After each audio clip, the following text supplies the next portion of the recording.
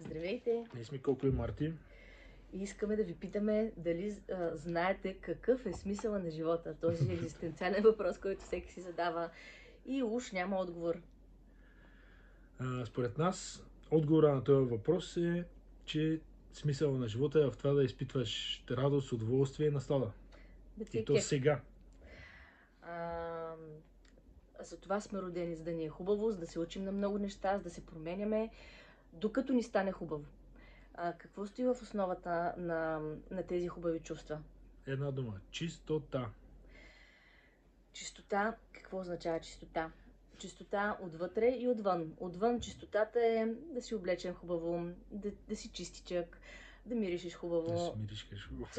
Това са неща, които са много приятни и всеки, когато се нагласи по този начин, наистина се чувства добре. А това е едната половина. Това е Това е материалната част. Няма как да компенсира другата. Другата част на чистотата, това е чистотата отвътре. Къде най-често се среща тя? В мислите, в действията и в отношенията. Какво означава чистота в мислите? Чистота в мислите означава да нямаме задни мисли. Да не да мислим едно, а пък да правим друго. Това всеки може да се зададе въпроса колко често му се случва. Мисля, че е много често. Чистотата на действията е това, като ти се прави нещо, да го правиш. Да не да мислиш едно и да правиш друго, защото ужасно много си лечи, че това нещо не ти се прави. Освен това води до саботажи. Когато не искаш да правиш нещо, почваш да го саботираш, да не го правиш добре, да не си достатъчно работоспособен. Наблюдаваме го навсякъде в сегашното общество. Навсякъде се налага това, че трябва да правиш нещо или трябва да отидеш да работиш в някъде, където изобщо не ти е добре. Всъщност ние имаме един вътрешен глас, който ни казва кога не ни е добре. Какво не трябва да правим по-скоро. Не трябва да правим това, което не ни е добре. Това не трябва да правим. Чувстваме ли се зле, значи нашия вътрешен глас, на който ние трябва да има огромно доверие, ни казва това не е твоето. Ти можеш да го промениш. Всеки един от нас може да прави това, което иска. На всеки един мисията му е да прави това, което иска. Хората много често не знаят какво искат, особено в сегашното общество, защото повече служим на фразата трябва и не се замисляме какво искаме. Още от много малки ни учат. Също и това, че не живеем тук и сега. Казвате, стискай зъби сега, ще бъдеш добре, някога си. Да, а то няма някога си.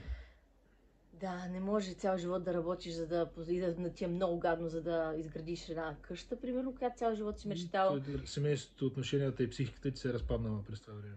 И в крайна сметка, като направиш тая къща, дето искаш, няма да изпитваш никакво удовлетворение. Живота ще е минал. Всички прекрасни мигове, които може да си изживял, ще са минали. Така че трябва да се действа тук и сега за нещата, за които обичаме и харесваме и да сме чисти с тях. Всеки път, когато правим нещо, трябва да се питаме, даже ние си знаем отговора от само себе си, правя ли това, което искам? Чувствам ли се добре, докато го правя? Друга точка, която мисля, че е доста важна, това е чистотата в отношенията. Най-често се среща нечистота в отношенията в така наречената непожелана помощ. Какво се случва при непожелана помощ?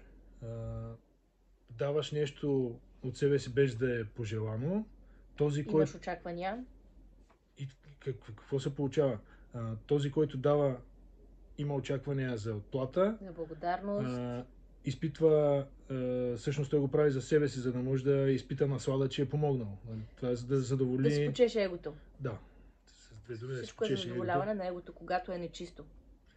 И има един психологически момент, в който този, на който е помогнато, натрупва в себе си много голяма отрицателна енергия в подсъзнанието и трупа злоба и чака момента, в който той да бъде от другата страна и да изсипе умножената отрицателна енергия. А защо се случва това? Защото човек има вътрешен порив, пак подсъзнателен в повечето случаи, понякога и съзнателен, да се справи сам, да израсне от тази ситуация. Когато на човек му е трудно и се справи с ситуацията, той израства. Когато някой му помогне, всъщност му спъва растежа.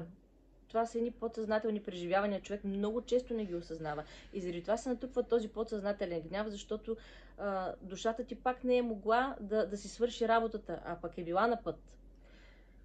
А пък другия пък, дето помага помощника, големия, той си чеше егото и натрупва неудовлетворение заради това, че чака благодарност по среща, която трябва да дойде, щом той е помогнал, значи трябва да бъде благодарен човека. Всъщност да ти поиска някой помощ е много сериозен подарък.